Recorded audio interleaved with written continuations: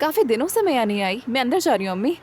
अरे अंदर मत जाओ बेटी, बुरा हाल है घर का, कोई चीज ना सर पे गिर जाए। अच्छा रुको, मैं भी आ रही हूँ, रुको तो सही।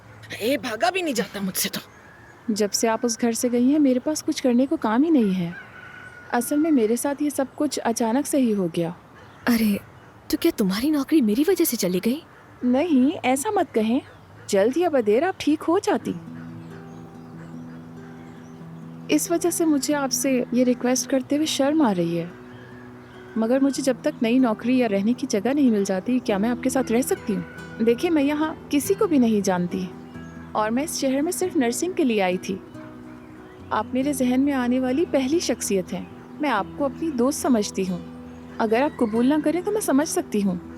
अलबत्ता मुझे नहीं मालूम अगर मैं यहाँ रहूँ तो आपके लिए कैसे मुफीद साबित हो सकती हूँ। मैं आपकी दवाइयों का ख्याल रख सकती हूँ। क्या कहती हैं इस बारे में?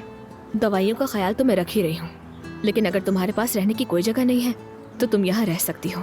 लेकिन मेरी एक शर्त है, आज से तुम मुझे ज़मरुद कहोगी।